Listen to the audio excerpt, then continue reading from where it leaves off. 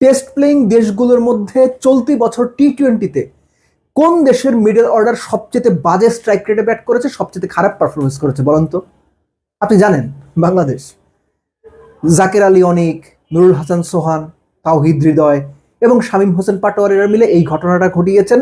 এবং এই ঘটনার বিপরীতে বাংলাদেশ টিমও টি-20-তে তাদের হিস্ট্রির সেরা বছর কাটিয়েছে। 30 ম্যাচ খেলে অর্ধেক জিতেছে। শুধু তাই না, আপনার এরই মধ্যে জানেন যে বাংলাদেশ টিম এই বছর 206টা ছক্কা মেরেছে এবং বাংলাদেশ টিম গড়ে 127 স্ট্রাইক রেটে এই বছর ব্যাটাররা রান তুলেছে, যেটা সর্বোচ্চ রেকর্ড। এই ঘটনার পেছনে যারা মূল কাজ করেছেন তাদেরকে ধন্যবাদ দিন। স্পেসিফিক্যালি না, ব্যাটসম্যানদের আগে আমি বোলারদের কথা বলবো। বাংলাদেশের এই বছরে সবচেয়ে ভালো পারফরমেন্স যদি বলেন, বোলিং ইউনিট করেছে। তারপরও আলোচনাটা ব্যাটিং ইউনিট দিয়ে শুরু করা জরুরি।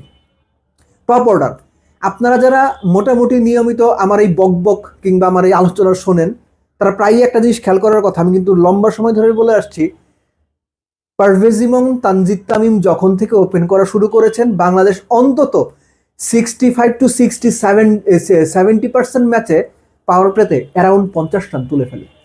তার প্রমাণ 775 রান করেছেন তামিম এই বছর, 8টা 50, 135 তার strike rate. Liton Das being the captain, last 8 ইনিংসে একটা 50 লিটনের, কিন্তু তারপরও লিটন কিন্তু চলতি বছরে অলমোস্ট 650 রান করেছেন, 635 সম্ভবত। লিটনের স্ট্রাইক রেট 132, ক্যারিয়ার বেস্ট।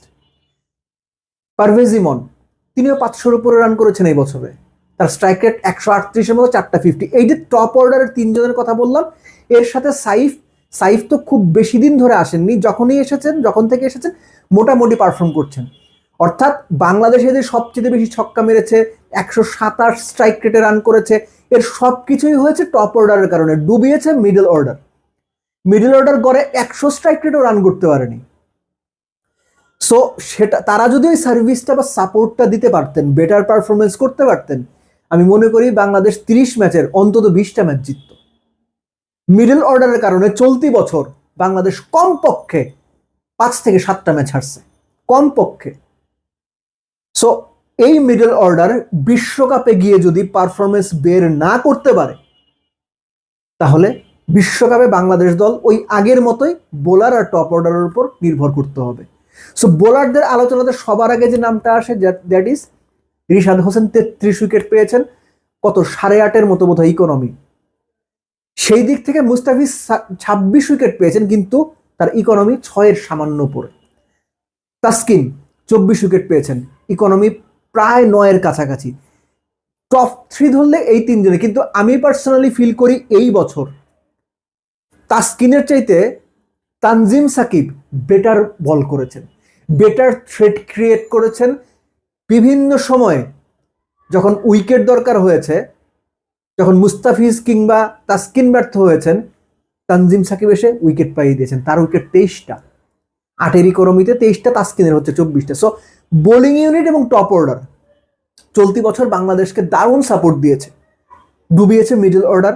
এবং এই যে মিডল অর্ডারের যে হাবুডুবু খেলা, একবার ডুব দেয় একবার উঠে, একবার ডুব দেয় একবার উঠে, বিশ্বকাপে আশা করি এটা চলবে না।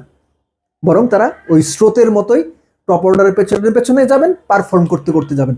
সেটা যদি তারা করতে না পারেন, বিশ্বকাপে কিন্তু মিডল অর্ডার না, বিশ্বকাপে তো সবাইকেই ভালো করতে হবে, বাট স্পেসিফিক্যালি যেভাবে মিডল অর্ডারের ব্যর্থতা টপ অর্ডারের ভালো করা বা বোলারদের ভালো করার কারণে আড়ালে পড়ে গেছে বা চাপা পড়ে যাচ্ছে বা সেভাবে সমালোচনা হচ্ছে না, বিশ্বকাপে কিন্তু আপনি পার পাবেন না।